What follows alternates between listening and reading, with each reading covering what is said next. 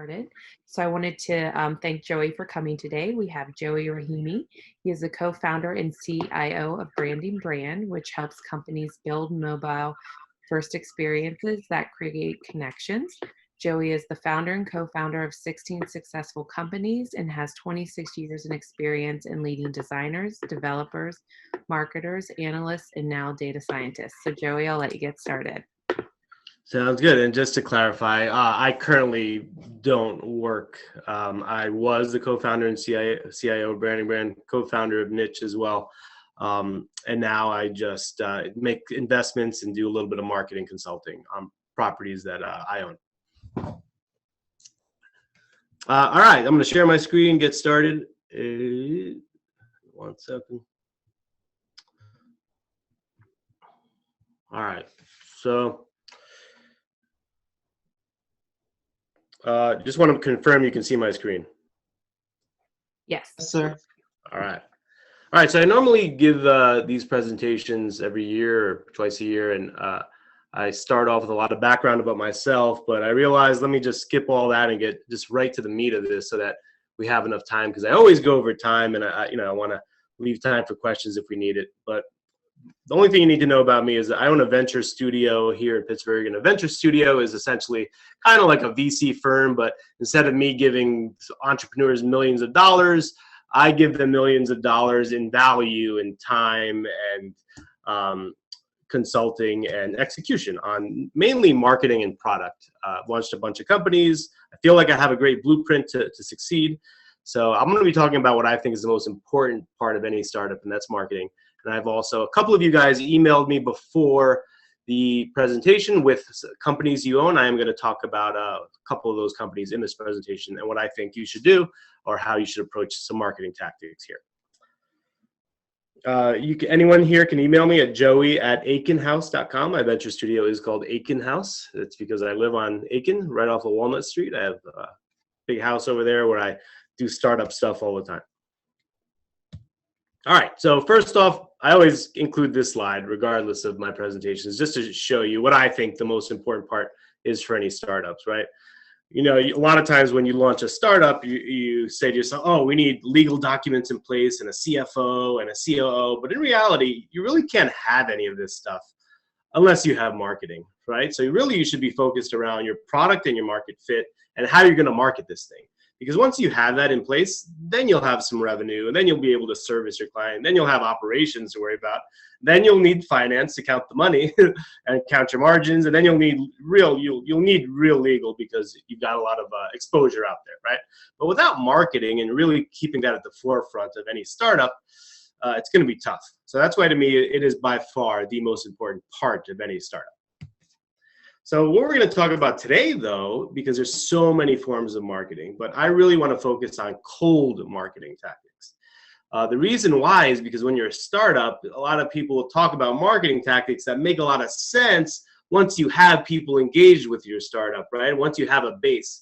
But if you have no base or you have a very small base, you really need to focus on cold marketing tactics. So today we're going to talk about SEO, search engine optimization, PPC, pay-per-click, that's also a form of search engine marketing on Google, display, which I'll explain more, social media ads, which I'm sure you're all very familiar with at this point, email, and partnerships. These are all cold marketing tactics. So these are not cold marketing tactics. This is what happens a lot at startups or big companies. Like a founder or an exec will say something like, we need a podcast, or we need to post more on social. And those aren't cold marketing tactics. Those aren't getting people that have never heard about you in a very efficient way. These two tactics, for example, are more warming up an audience that already knows about you and getting them to re-engage. But they're not cold. It's not how you get new people to discover who you are. They're not effective for that. So here's a very basic kind of way to understand what cold marketing is, right? I just split it up into 4 sections of a funnel, essentially, with the largest section being cold, right? Cold, warm, hot, really hot. Cold is people have never heard about you. It's the largest data set out there. It's the whole world, or an audience with a segmented audience within the world that applies to you. Those people have never heard about you.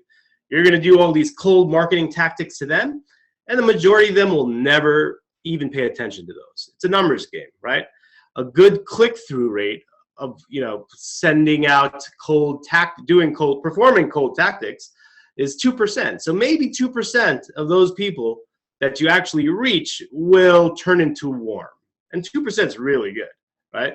So 2% turn into warm. And what does warm mean? Warm means they're website visitors, they've subscribed to your email, maybe they engaged with your ad, maybe they watched a video that you placed as an ad for over 50%. Those are warm. Those are people that kind of heard about you, right? You want to turn those warm into hot, people that have purchased, right? Purchasers that are spreading the word about you because they love you. And then you want to turn those hot into repeat purchasers, right? People that resubscribe, that buy more products from you.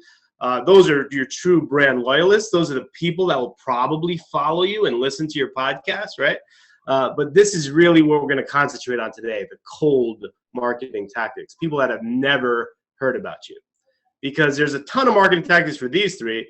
That would take another few sessions of this, but if we focus on cold, we'll be able to really get a good grasp of how we can attract more traffic and start to build this warm audience by focusing on cold marketing tactics.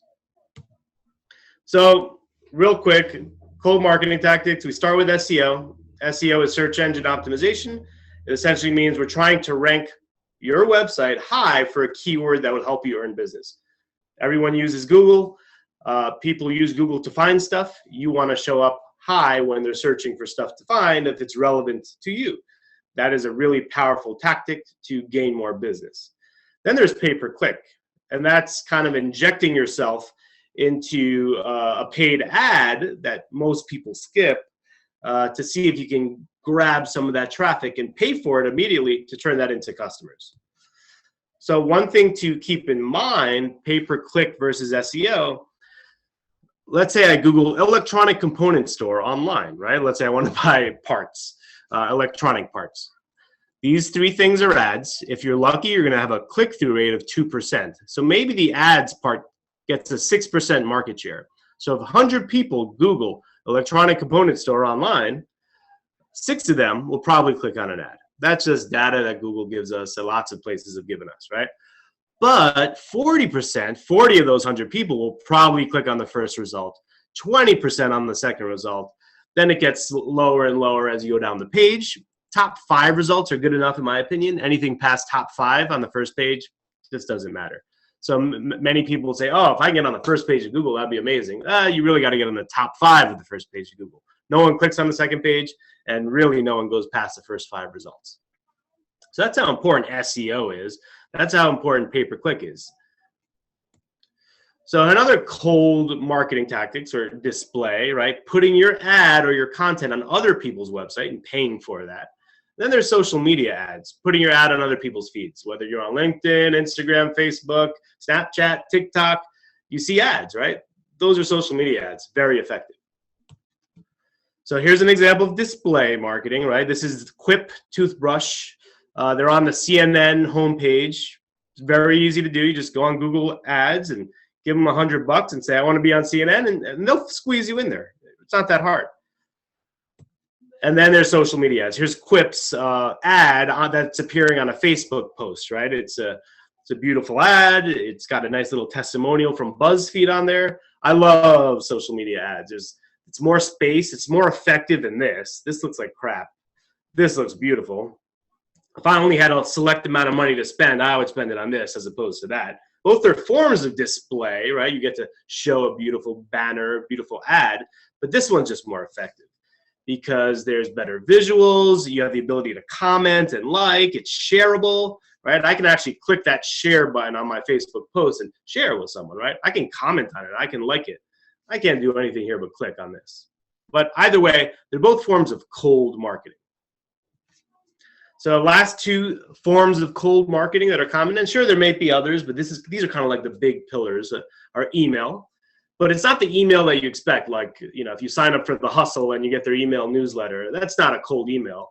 That's not cold marketing tactic. You heard about The Hustle from a friend, or you somehow stumbled upon it, or maybe they placed an ad for you, right? Those are cold tactics. And then the newsletter you have for the hustle is a remarketing warm tactic. So I'm talking about cold, one-to-one personalized emails. If you know you want the CEO of PNC to reply to you so that you can turn him into a customer, you would send him a personalized one-to-one email pouring your heart out to him on why your company can really help him. That's what I mean by cold, one-to-one personalized emails. That's a cold marketing tactic, not an email newsletter that you subscribe to. That is not cold, that's warm. And then there's partnerships. That's a cold marketing tactic. You find someone that could be your partner and say, hey, if you put my stuff on your site, or if you spoke about me and I spoke about you, we could get each other lots of business, right? So you'd have to create a mutually beneficial agreement between another company to send you business. That's a partnership. That's a cold tactic. So an example of cold email would be companies like Yesware and Gmask. These are softwares that people use. They're Chrome extensions. You put it on your Gmail as an extension, and you can send out one-to-one cold emails in an automated way. It's not truly automated. It requires contact mining. You have to find the contact, the person you want to email. But if you find enough contacts, you can get some emails flowing every day and get some business going. It's a very cheap and cost-effective way to outbound cold email tactic people that you know you want. I recommend Yesware and Gmask, either or. Partnerships is an example of there's a company that I helped start. It's called Brushy. It's a little toothbrush that you can take apart and floss and pick your teeth at, and it has toothpaste in the toothbrush. We didn't have much money for this one, right? So we had to use these cold, cheaper, cost-effective marketing techniques. We contacted this company called The Grommet that seemed to sell lots of products on it. We gave them a big discount on selling our stuff on their site. They put our stuff on their site, and then we ended up selling out all of our toothbrushes. That's a partnership. Took 6 months, but it was worth it in the end. And it didn't really cost us anything but time. Here's another one. I own a web design company here. It's a software design company here in Pittsburgh called Responsible. A couple $1 million in business now, and we really scale the business with cold emails. We emailed businesses about our offering and turned them into clients. That got us off the ground, and then we became really good at a web platform called Webflow. And Webflow is like the Shopify before just web design. And Webflow made us one of their experts. Now 90% of all leads come from this expert portal on Webflow because Webflow recommends us as a top-tier partner if you want to have your website built on Webflow. So we use cold email to get started. Webflow would have never let us be a partner off the bat. We had to really build our reputation. But the cold email strategy we used for Responsible, the web design agency, was very cost effective, right? We didn't pay money. We paid $20 for Yesware a month, and then we paid someone to data mine contacts for us, and then the rest was history. Those turned into inbound leads. We closed on them. And as we got really good at Webflow, years later, Webflow decided to make us a partner. But we nurtured that relationship for years, and they eventually made us a partner there. So both two cold tactics, very cost-effective cold marketing tactics, cold email and partnerships. So just to reiterate, though, these here are not cold marketing tactics. Email newsletters, it's not a cold marketing tactic, right? You need a subscriber base to do email newsletters. How do you get a subscriber base? Through cold marketing tactics, right? Ads, SEO, partnerships, whatever. A podcast, same deal. You can launch a podcast tomorrow with 10 different episodes. No one's going to listen to it unless you already have a subscriber base or unless you implement cold marketing tactics to drive traffic to that podcast, right? Same with YouTube videos, even social media posting. You can start a social media account tomorrow. You can start an Instagram account tomorrow and start posting amazing stuff. No one's going to follow you until you have a subscriber base. You can say, hey, you love my podcast. Follow me on Instagram for more stuff. Hey, you're subscribed to my email newsletter already. Follow me on Instagram, right? You're not going to magically get Instagram followers just because you post amazing content. You have to have cold marketing tactics. Same with webinars and white papers and blog articles, all this stuff that we do. So many businesses just plunge ahead and start doing, but they don't think about, wait, but how am I going to get people to read my blog articles? How am I going to get people to download my white papers? How am I going to get people to listen to my podcast? That is the first piece. You have to have cold marketing tactics enabled in order to get all this stuff. However, this is all still important, right? If you are really good at podcasting, that can be used as bait for cold marketing. If you're really good at writing a blog article, that can be used as bait for taking out an ad or writing content-specific SEO. So this is all important as bait, but these are not tactics, something to really differentiate. So again, cold marketing tactics that I see are the most common nowadays: SEO, pay-per-click, display, social media ads, cold email, one-to-one email, personalized email, and then partnerships. So I'm going to talk about the ones that I really, really like during this presentation for a number of reasons. I love SEO, but it does take a long time. So you kind of have to do SEO in parallel to something else or a couple other things for the carrot at the end of the stick. It's going to take a while, but it's really worth it, I promise, and I'll show you why. Pay-per-click, very expensive, but it's immediate. I can give Google $1,000 tomorrow and come up for the keywords I want to come up for tomorrow, right? And those keywords will bring me traffic, and hopefully some of that traffic will bring me sales. That can happen instantly. The issue is that pay-per-click Google Ads has been around for so long that it's just gotten so competitive in the space. It's a bidding war. So you're bidding on a cost per click basis for keywords. And because you have these large conglomerates that have finally entered the space after all these years, they're just dumping money in it and not even doing it correctly. So I would stay away from pay-per-click if you're a startup, unless you are an expert or have an expertise on your staff to go after this. Display, waste of money. Remember I showed you that Quip ad? Don't do it. I have never in my career seen a display ad that has given that company a solid ROI. I think once you have money to blow and you have a 20% marketing budget, 20% of revenue budget you have to blow, maybe you carve out a couple of percentage points for display, but you're not going to be doing that for a while. So I would stay away from display, waste of money. It's just very common still, right? You go on people's websites, you see banner ads. Social media ads, expensive but immediate.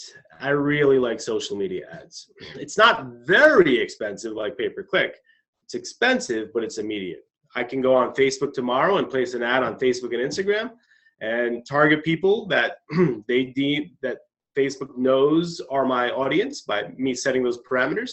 Or I can go on LinkedIn and say, no, I want the CFO of every SaaS company in the United States to see my ad, right? And LinkedIn will go get them. So LinkedIn's really good for targeting job title. Facebook doesn't have job titles on it, Facebook and Instagram, but they do have what they call interests, which we can get into later. But just realize social media ads, I love, very powerful, expensive still, but new, relatively new. It saved Facebook, really. Mobile ads saved Facebook. People always wondered, how is Facebook going to make it? But when the iPhone came out and Facebook bought Instagram and they perfected mobile ads, it took them to the next level. It skyrocketed their business because mobile ads didn't exist before the iPhone came out, right? So it's this very disruptive way of marketing, and it's really scaled so many direct-to-consumer companies. So there's a lot of power here, and it's relatively new. The big conglomerates are just getting into social media ads, and they're not doing a good job at it either, right? So email's great, cheap, immediate, but you got to do the contact mining, right? All I got to do is find the contacts that the people want to email, write them an awesome email, hit send on Yesware or GMass, right? And wait. That's all I got to do. That's cold email. It's extremely cheap. It's immediate, but you don't know if people are going to reply right away. It's a numbers game. If you email 100 people, one replies and turns into a customer, it's worth it because it's super cheap to begin with. But it's not extremely scalable. But it's probably something you want to do, just something you want to keep going because it could turn into just to your initial few clients. Like I said, with Responsible, the web design agency, we used to send out hundreds of emails a day for over a year. And then we got enough clients from that, and we just treated those clients like gold. Those clients referred to us new business. That the majority of our new business came in from referrals. We turned off the cold email marketing because it just wasn't, we didn't need it anymore. But it was a great stepping stone to really get that first batch of clients. And then partnerships, cheap, but take a long time. as I discussed. Webflow, the partnership with Webflow took years. The partnership with the Grommet took 6 months. So this is why I'm going to focus on SEO, social media ads, and email. So remember, we're only focusing on cold, people that have never heard of you. That's all I care about for this presentation. Because if you're not consistently building this audience, marketing to this audience of people that have never heard of you, it's not going to trickle down into repeat purchasers, brand loyalists. And you're not going to need a CFO and a legal and a COO and all that stuff, right? So this is really the top of the whole startup marketing, top of the whole startup creation funnel. You really want to be able to understand how you're going to market to your cold audience, people that have never heard about you, so that you could turn them warm, turn them hot, turn them really hot. All right, so a little bit more about those 3 things that I really love, right? Social media ads, SEO, and cold email. It's really about cost, because I have a lot of experience bootstrapping startups. I hate raising money. I think when you raise money, it's good, but raising money should be when you really have figured out your marketing strategy. It's like, oh, if I had $1 million, I know my ROI is 3x. If I place that million there, I could scale my ads out and get and maintain a 3x ROI. Maybe it gets diminished a little to 2.8x, but it's scalable, right? That's when you need money. It's not to, all right, let's get this money to finish our product. Let's get this money to test out some marketing strategies. It really isn't, because you can really test out marketing strategies and know if you can get a 3x ROI with thousands of dollars, and you don't need to raise money for thousands of dollars. So here's what I like about ads, right? The ads, PPC, that would be Google ads, but it applies to all ads. Ads are great because if I turn on an ad, I start paying a lot of money immediately, but I start getting a lot of traffic immediately, right? But if I want to maintain that traffic, I have to keep the ad going forever. So the cost was always high right off the bat, and the traffic consistently comes in. With SEO, creating a piece of content that ranks high, there's a little bit of a cost at the beginning, but over the long run, right, 1 year, 2 years, this article starts to rank for a keyword or a batch of keywords and consistently gets traffic. Not as much traffic as that one ad, but I'm not paying for this. This is essentially free. So you can see the power of that, right? Both are extremely important, but you can see the power in each of them, where SEO is essentially free, and ads cost money, but free would take a long time. Ads cost money, but you get them right. You get the traffic right away. So I really love content and SEO because it's free. Even though it's a long play, hey, you're in it for the long run. It's going to take any startup. It's going to take a good 5 years to really be extremely profitable or in a great position. Or by that time, you may be out of business. But if you're in business, it takes a good 5 years to get somewhere. So you might as well, if SEO takes a year, you're going to be in a great place within 5 years of your startup if you're consistently doing SEO. The issue with SEO is that most people don't understand how to do it and think it's some sort of witchcraft. But it really isn't. SEO is pretty easy to understand, and it's essentially going after terms that you can win. So I always like to give this example. Let's say I was selling dresses on my website, right?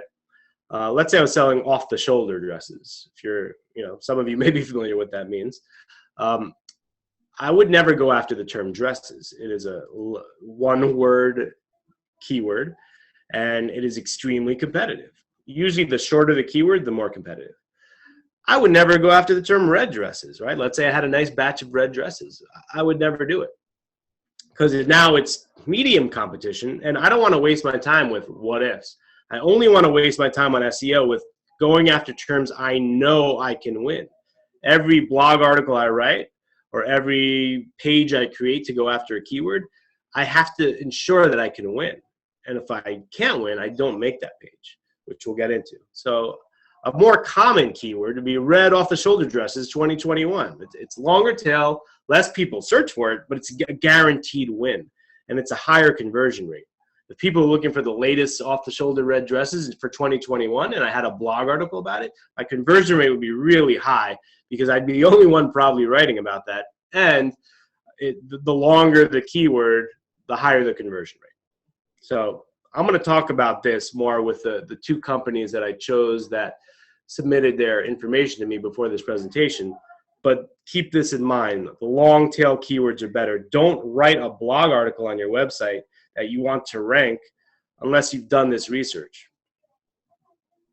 So, and we'll describe what the research is.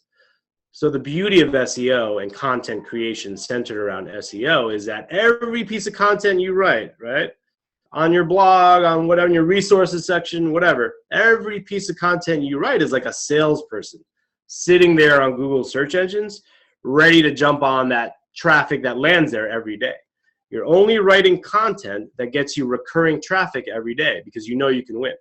So if you do that properly, if you hire a writer, if you will write it yourself, whatever, and if you do this now till forever, it's going to really have a snowball effect in the long run.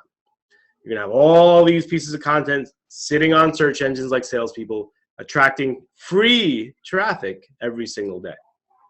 Once you get that free traffic, you can tweak those pages and have better calls to actions and have pop-ups and exit intent pop-ups that show up to try to turn that traffic into leads. But we're not talking about warm email marketing, warm marketing. We're talking about cold marketing right now. So here's an example of just social media ads and why I love them. I spoke to you about why I love SEO, but social media ads, this is an example of my wife. I normally do marketing for businesses that I own, right, that sell stuff. But my wife is a musician on the side. You know, she's a singer and a rapper. And I took the tactics that I use for social media and applied it to her music career and got her licensing deals with Toyota and GoPro and Samsung. And the way that I did it was through social media ads. And the reason why I love them was because they get interaction. It's the only ad out there that gets interaction. So essentially, I placed an ad. I wrote a piece of content for my wife, how I made it in the music industry. I placed a music video on that piece of content. And then I targeted people that I thought would be interested in her music. My wife raps about stuff like environmentalism and chakras and all that stuff, right? So I targeted people that were into that on Facebook and Instagram, and it got a lot of love, got a lot of hate too. But at the end of the day, it got 700 comments, 2,000 shares, close to 500,000 views. It's probably a lot more than this now. I pulled this screenshot from months ago. But it just shows you can do this with any product, right? You can place an ad, let it live for a long time, ask your friends to comment on the ad to kind of get the ball rolling. And then as people see that ad, they'll respect it more because it has more likes, has more comments, has more shares. So you kind of want to build it up a little bit with your own personal network once you create the ad, and then let it run for a long time. This ad has been running for 4 years now, and I spend $5 a day on it. Nothing, right? And I do it because it's just assets that just continues to grow and grow and grow, and we randomly get licensing requests from brands, large and small. All right, so now I'm going to talk about how we can apply my favorite cold marketing tactics to a couple of companies that came in via email when we asked you all to send in what companies you'd like us to analyze. So hope it's okay we're doing this. But yeah, let me start. So I don't remember your names of who sent this, but I'm more than happy to talk to you after. You can email me after. We can set up some time to talk if you have any further questions. But someone I think is the founder or an exec here at this company. It's called Cloud Adoption Solutions. This is someone on this call right now. And it sounds like you do Salesforce consulting, which I think is a great service. A lot of my businesses that I own use Salesforce, and a lot of them don't know how to use it. So I think that there's a big need for this. So I think it's a great business. And if you use cold marketing tactics correctly, you can scale this into a multi-million-dollar business if it already isn't, right? Or even more than that. There's more than enough people in this world that use Salesforce that don't know what they're doing on it. They're not using it correctly. Whether they know they're using it correctly or not, it doesn't matter. You can still show them that they're not using it correctly or to its full potential. All right, so what tactics would I use for this site? First one, let's talk about SEO, right? I love SEO. SEO should be part of any startups or any business's strategy, especially a startup. So the first thing I'm going to do is I need to find a keyword, right? what is the keyword that I want to go after to create a piece of content centered around so that I can get traffic and turn that traffic into business. So I like to use a tool called Ahrefs. It's $100 a month, but it gives you a screenshot like this, which I'll explain in a second. If you want to avoid this cost of Ahrefs for $100, you can use the Google Keyword Planner. That's free. It'll give you a little bit less insight, but it'll give you what's most important, which is the keyword and how often that keyword gets searched on a monthly basis. That's what you really want to know. In terms of KD, this is keyword difficulty. This is a Ahrefs proprietary thing that they say, oh, this is an easy keyword to go after. It's a 0. This is harder. It's 50. Don't go after it.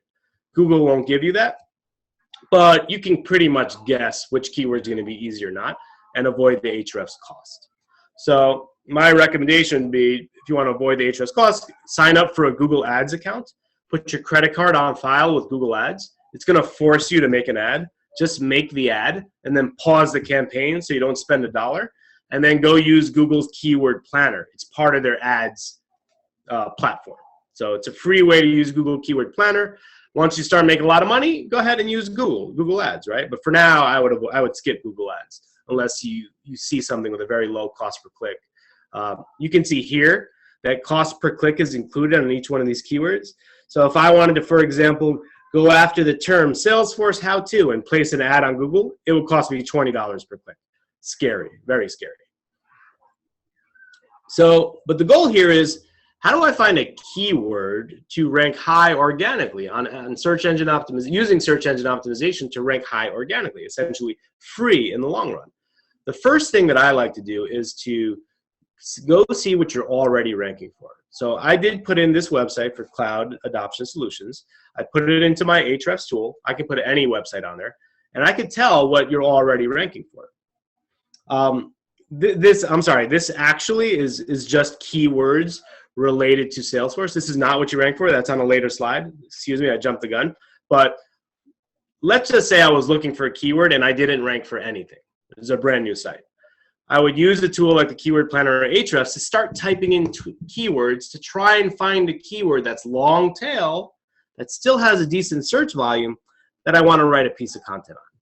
So I went in and I typed in Salesforce, all right? And these are all the keywords that came up for me as an SEO person that Ahrefs recommended to me. What is Salesforce? No thanks. I'm not going to write what is Salesforce. It's got a keyword difficulty of 50. If I Googled what is Salesforce, it would probably be extremely competitive, right? But if I look lower and lower and lower, I see, oh, what is the record type in Salesforce? Ahrefs is saying, oh, it's got a keyword difficulty of 0. 150 people a month search for it. Man, what if I wrote an awesome article that described what that is, but also included some promotional messaging to try and turn some of that traffic into leads for something, right? We could figure that out later.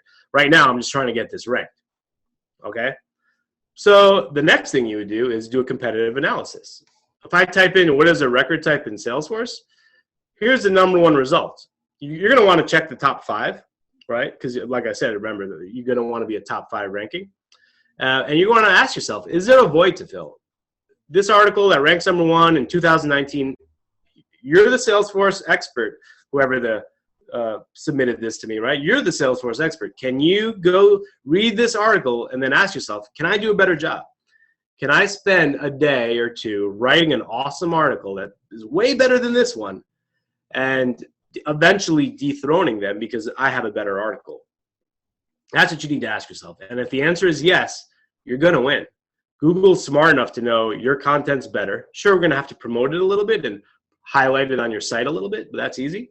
But Google's going to know eventually that your article is better, especially if you update it and maintain it for anything else that's relevant to that keyword. What is a record type in Salesforce? And then you're going to rank #1, and you're going to get about 50 people a month, because it's maybe 40 to 50% click-through rate. I'm sorry, 150 people type it in. You're going to get 50% of that, let's say. So 75 people a month landing on that article. And maybe you get 1 inquiry from that, right? And maybe it takes you 3 inquiries to turn it into a sale. So after 3 months, you'll get a sale just from that 1 little article you wrote. That's the power of SEO. But you don't ever write a blog article unless you've done this research. Sure, you can write a blog article for the sake of writing one. You're going to use it in an email blast, or you're going to send it to someone. But if you want to do it for SEO, I highly recommend you go after a keyword that you know you can win, because you've done the research. You've found out the volume of that keyword, and then you've researched the competition, and really just ask yourself, can I do a better job than them? Can I do a much better job than them? If I can only do a little bit of a better job than them, that's not enough. You have to smoke them. You have to write an article that just is so much better. An article that isn't just word vomit, an article that has images, infographics, text, links to videos, great external links, right? If you can do that, you'll win. So when I looked at your blog, I noticed you had some blog articles, right? These are great. Not sure if they were SEO focused or not, but you're writing a blog. It's within your resources. But my recommendation is next time you write one, try and really go after a keyword that you absolutely know you can win. And if you can't, then that's fine. Then it's not a strategy for you. And then continue to write, because you're using this content for other things, for your webinars, for your email newsletters, for taking warm leads and turning them into closes because you look like a thought leader. That's great. But for cold traffic, if you can't find any keywords where you think you can rank because they're all just too competitive, then don't do it.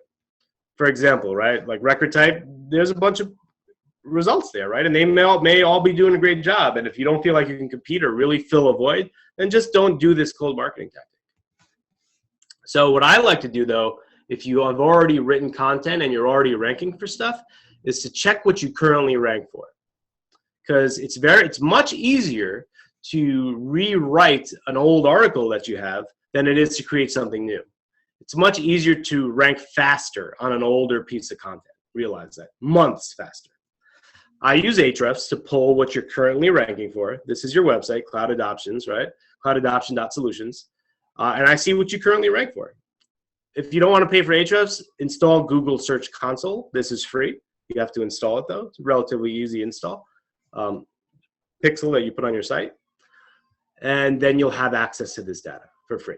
So install Google Search Console. There's probably some gold in there, sitting there, where you can find out what you're ranking for, clean up that article, and redo it.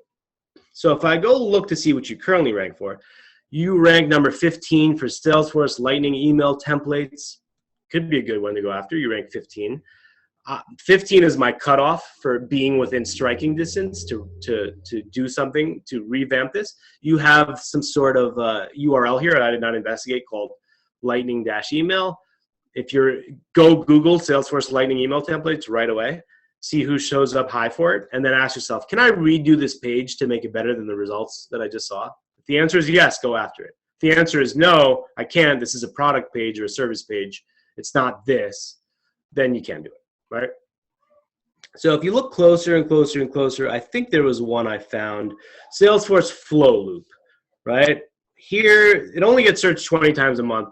You rank 7 for it. You have this summer-20 release page that you could probably rewrite because it might not be relevant anymore, and you can make it really targeted around Salesforce Flow Loop. I don't really understand what that means. I'm not a Salesforce expert. But maybe that's an important keyword. If someone's typing that in, you could probably turn them into a customer, or a small percentage of them into a customer if you ranked really high.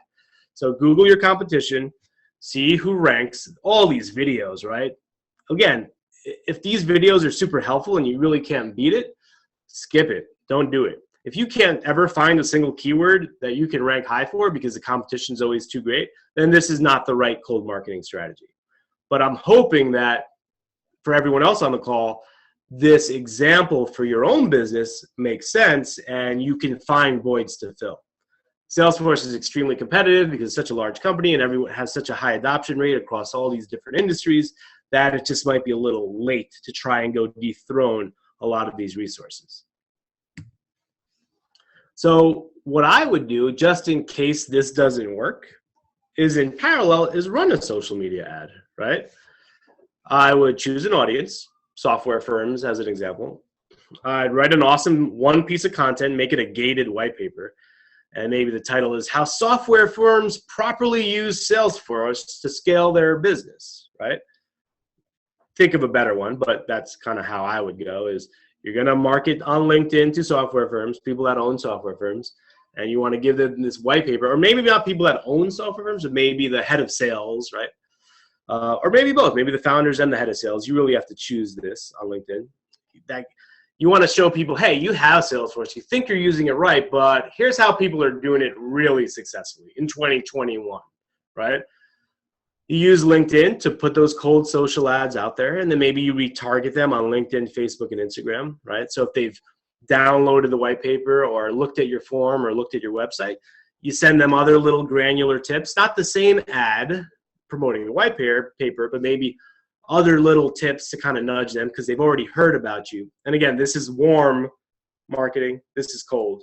So we're not getting into warm right now, but I'm just letting you know it's going to be part of your process. And then here's some really warm marketing. If they do download the white paper, you get an email series, right? Maybe over the next 10 days, you send them 3 emails, each with a really, really valuable tip that you know they've never heard of. It's like really pulling it out of your tool belt that you know is really impressive, right? You do this, and people are going to be like, wow, that's a real thought leader. I should call them for help. And then if they don't yet, you send them that personal email RFI because you have their email. They've already opted in. They've downloaded your white paper. You see they've come back to your site. Obviously, you need to use a CRM to do all this, like a Salesforce, a Pardot, a HubSpot, right? But we're assuming that's all warm marketing. But then, yeah, sending them that personal one-to-one email once they're really warmed up to try and turn them into a customer is critical. But again, for the sake of cold marketing, it really it stops here. This part we're not talking about, but it's obviously super important. Another cold marketing tactic that I would use for this, one-to-one emails. Go download Yesware or Gmass, install it into your Outlook or G Suite, and go choose an audience. Who's the audience that I would choose for the Salesforce consulting company? Pittsburgh. Pittsburgh firms that you think use Salesforce. Go start contact mining them. Go try and find them on LinkedIn, the head of sales. Hire someone on Upwork and pay them per contact, right? That's what I do. I normally pay about $100 for like 500 contacts, right? And I tell them they need to be CFOs or CEOs or both, right? And then those contacts come in, and then you want to send them content. The issue with one-to-one emails is you can't spam them, right? It needs to be as personalized as possible. So that's why I'm saying, all right, if you're in Pittsburgh, if your company's in Pittsburgh, your Salesforce consulting company's in Pittsburgh, and your audience is in Pittsburgh, you can kind of establish that connection. Like, hey, I'm in Pittsburgh, and I own a Salesforce growth consulting company, right? And I'm having this webinar that's only for Pittsburgh companies on how to use Salesforce in 2021 to really scale your business. You can say something like, every time I analyze a Salesforce account, it's always done improperly, blah, blah, blah, blah, right? But you want to write a really nice email that feels very one-to-one, feels very personalized, and you want to get them out there. And then if they attend the webinar, you put them on an email series, right, with other granular tips, and then you finally ask for the order with a nice personalized email. And you never know, you might get some order requests in this stage right here, right, in this cold stage. It happens. But you're really going to get them here in the warm stage. So that's what I would do for the Salesforce consulting company. If you have any questions, email me afterwards, and we could talk more about it, especially if you've done all this stuff and maybe haven't had much success. Or if you've had success with other things, let me know. All right, but I'm going to move on to another company that came in through the email when we asked everyone to send us your companies. I'm sorry I couldn't do all of them. I only have time to choose 2. Only have a few minutes left, so I'll run through this one quickly. This company is called Profeto. I think that's how you pronounce it. Either way, it's a really cool idea. Top analytical talent on demand. Like, you're kidding me. I love it. I want it. So let's talk afterwards. How do I buy? I saw how it works, but I'd like to talk to the founder and definitely, hey, partnership, right? Let's partner, and I'll get you some business and yeah, that's what a partnership's all about. So, but we're going to talk about cold email tactics, cold marketing tactics on this one. So this is a really cool concept because, as we all know, data science is huge. Over the past 20 years since the internet has come out, we've accumulated all this amazing data. And once you have all this amazing data, you're really able to analyze it in an amazing way via machine learning or statistical analysis or whatever it may be. But this industry of data science is it's just a tough one to break into because the talent pool is not there. Data scientists are getting paid $250,000 at the world's leading companies. But what about the rest of the world that needs this expertise, right? They don't even know how to hire for it. So something like this would be really, really cool and really, really important for smaller businesses. And by smaller, I mean maybe not the Googles and the Microsofts of the world, but other ones, other big time companies that are growing. So when I look at your resources, the first place I look, I'm like, oh, they have a blog. Let's go see if they're ranking. Just like the Salesforce company, I went to go see if you were ranking for any keywords, because maybe you had some low-hanging fruit in there. The thing to realize about this is a relatively new concept. You're not going to have a ton of competition out there. But what that also means is you're probably not going to be ranking for a lot of stuff. So I did check. You did not rank for anything. You had some amazing blog articles, really great case studies, really great bait that you can use in an ad, that you can use in a cold email, but you didn't rank for anything right now. Relatively new site. There's no low-hanging fruit opportunity to take some old content, try to revamp it, and make it rank higher. However, what can be the keyword strategy, right, for content? What can you go after? That's the part I was struggling with. You know your business better than I do. So go use the tools, the Google Keyword Planner, and go try to find keywords that people are typing in where they're looking for a solution like you, maybe, or maybe they're looking for a data scientist or data science help, and see if you can find some longer tailed keywords that you could write content about to try and rank for. Because the industry is so new, it's just not going to be that competitive. When I went in on my Ahrefs and I just typed in data scientist, yeah, it's all how to become a data scientist, what is a data scientist. None of this is relevant to you. But as I looked a little bit deeper, how to find a job data scientist, no. Then I saw one that was relatively low volume that says how to find data scientist co-founder. That could be you, right? Not saying that's a great keyword, but I found one. I was looking really hard. You would do a better job finding one than I would because you know your business better. If I typed in how to find data scientist co-founder, where was that? There it goes, right there. The volume was very low, 0 to 10. But again, if you get one of them as a client, that's big. And this could grow, right? You could see Upwork is competing with you, right? Not really on demand. Upwork has a reputation of not being, the best quality of people in terms of their expertise. It's more just opening up the world to offshoring, right? But if you approach this as, no, you're getting very quality data scientists, which I know you are with these case studies, it's amazing. You're really going to separate yourself from the Upworks of the world. Machine learning, then there's AngelList, right? People don't, this is just a job listing. And then there's a Quora article. Whenever you see a Quora article show up high on Google, it's, you can win, because it's just, this is the 2015 question. Where could I find a potential CFO with a strong data science background, right? Go in there, write an awesome article about how to find a data scientist co-founder. You're going to rank #1 for it. I guarantee it. Just make sure the article's 2,000 words, very visual, very helpful, and promote it. Put it on your blog, create a Facebook ad for it, et cetera, et cetera. So I do recommend doing social media ads. Definitely do SEO in parallel, but you got to find the keywords you really want and have no problem ranking for it, right? But then do social media ads, right? I think this is such a cool concept that the competition will be low. I told you, I just found out about it a week ago. I want it. I want to see how much it costs and see if there's a fit for any of the companies I own. But yeah, go after SaaS founders. I saw you had an awesome case study, right? What content will you use to market to those SaaS founders in their LinkedIn feed? How an economist redid pricing for a SaaS startup. Oh, best believe I want to read that, right? And then that's a cold LinkedIn ad, cold social media ad. And then you retarget them similar to what I said before. Again, we're not talking about warm marketing though, but you retarget them on LinkedIn, Facebook, and Instagram. If they read the article on your site or interacted with the ad, retarget them and send them other granular tips or send them other case studies centered around SaaS and what you're offering. And then, you get them a personal email with an RFI with a request for information. You say, hey, I noticed you were browsing my content. You're going to have to collect their email via retargeting. I forgot to mention that part, but that's when you can ask for the order, right? And at this part, they'll be really warmed up. However, I do think in the cold tactic part of your flow, you're going to get a lot of reach out.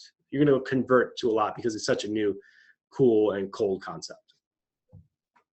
All right. So I hope that was helpful. I do have one-to-one emails, same deal, SaaS startups, contact mining, right? That's your audience. Tell them exactly what you do, but make it personal. Don't spam people. Try to make it personal and be like, hey, I noticed you have SaaS software in this space. I really love this space because, and here's a really cool way an economist might have done this with data in a similar company in your industry, blah, blah, blah, right? And then you just wait for a reply. I actually think this is an effective strategy as well because you have such a cool concept. Keep this low though, like 50 emails a day tops. Maybe you'll get one reply a day, but it'll build up and you'll have lots of people in your pipeline that you could turn into customers, and then they'll refer you new business as well. All right, that's all I got. I try to leave some time for questions. There's only 5 minutes. However, just realize if you do have any questions, just email me at joey@aikenhouse.com. and I will hop on a call with you or reply via email and answer your questions. But we do have 5 minutes. If anyone has a question, you can unmute and just ask away.